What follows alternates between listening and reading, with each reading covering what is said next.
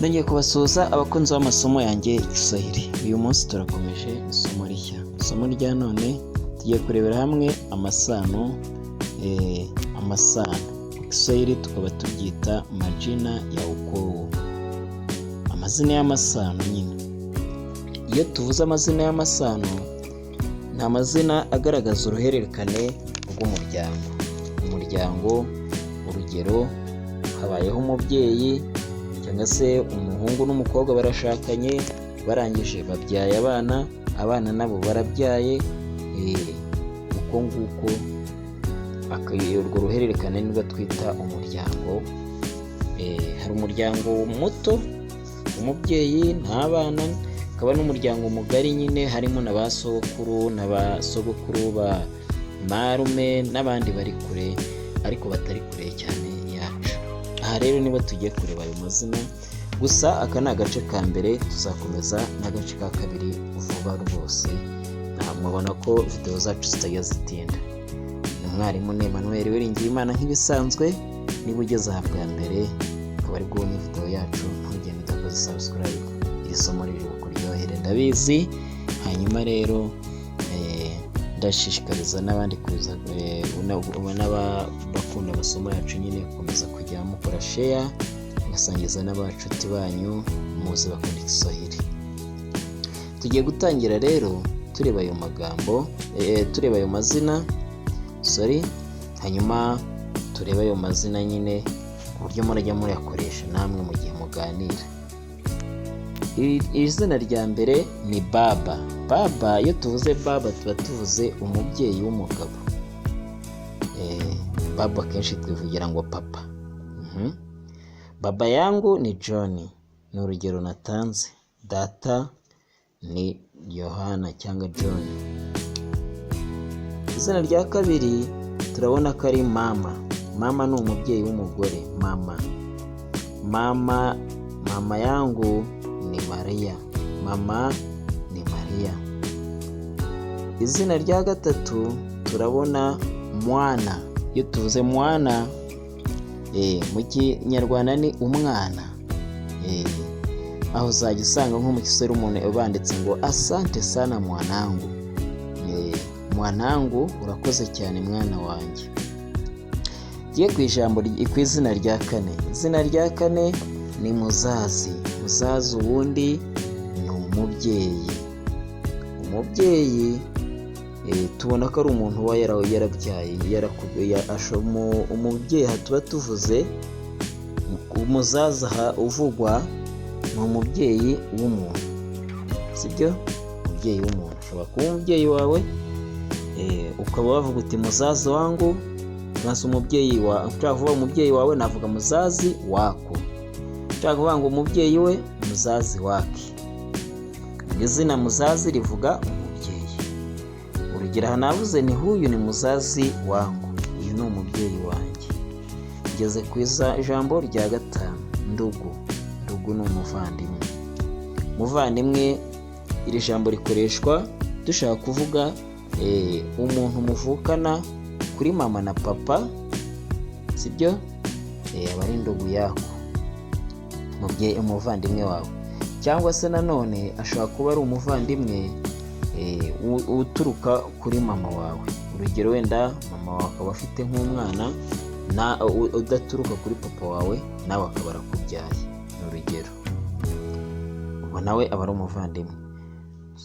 Noneho hano nanone dukoresha ijambo ndugu, uzasanga nk'umuntu ashobora kuvuga akakwita ndugu. Ndugu ashobora kuvuga umuvandimwe.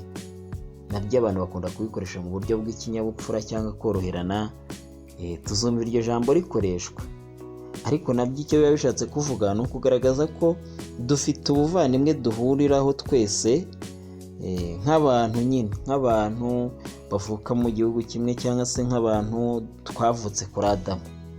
Niyo mpamvu akenshi wenda uzumva umuntu avuga ngo umuvandi. N'aha ndugu rirakoreshwa, dushobora kurikoresha mu Kiswahili. Navuze nti Kalisa ni ndugu yangu. Kalisa ni umuvandimwe wanjye. Tujye ku ijambo rindi rya gatandatu, ari ryo kaka. Kaka rivuga musaza w'umuntu. aha wenda hari umuntu ugize ati ese kaka ko tujya turikoresha turi kuvuga nyogokuru. Oya, aha mu Giswahili siko bimeze. Abenshi mu Kinyarwanda niko bavuga, wenda yavuga ngo ngiye kwa nyogokuru, kavuga ngo ngiye kwa kaka, sibyo? Ariko mu Giswahili aha iyo tuvuze kaka tuba tuvuze musaza w'umuntu.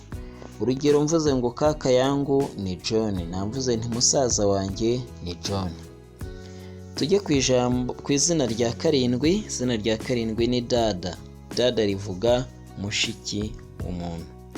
Amina ni dada yangu.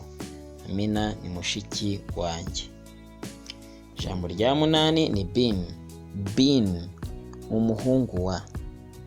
Kagabo ni bin yangu.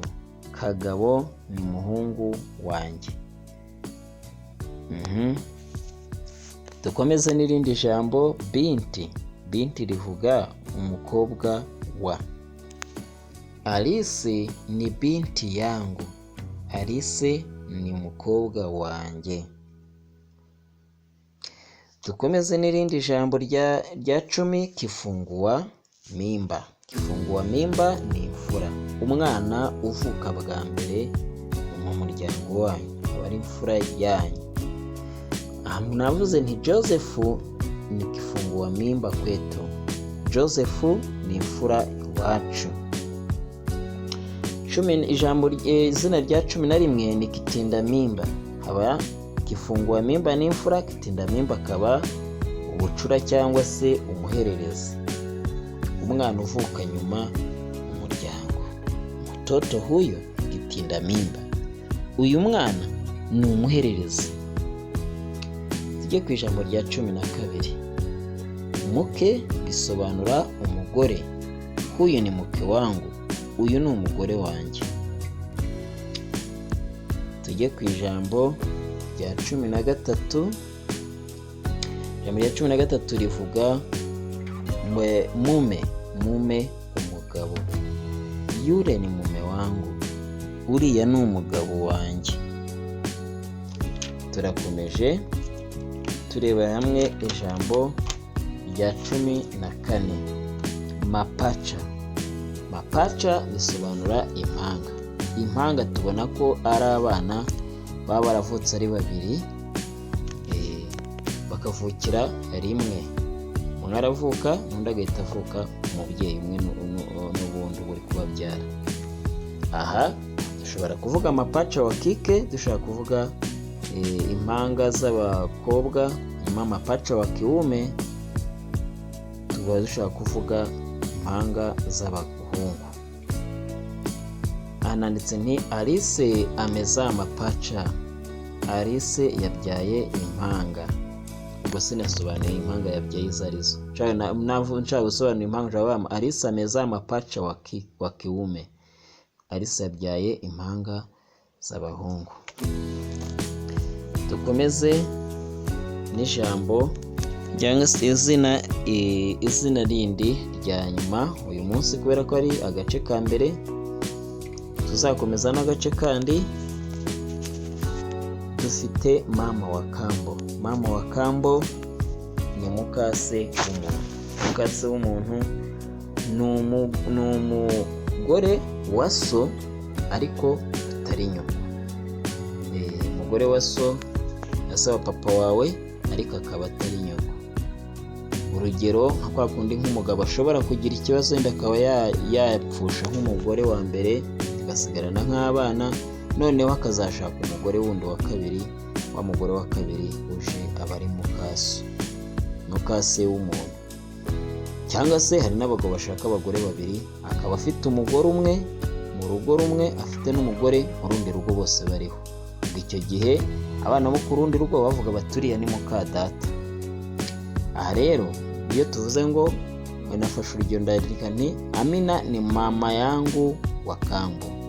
Mama yangu wa kambo mavuze nti muka data, ubwo mba mvuga uwanjye. Amina ni mama yako wa kambo. Mama yako wa kambo mukaso.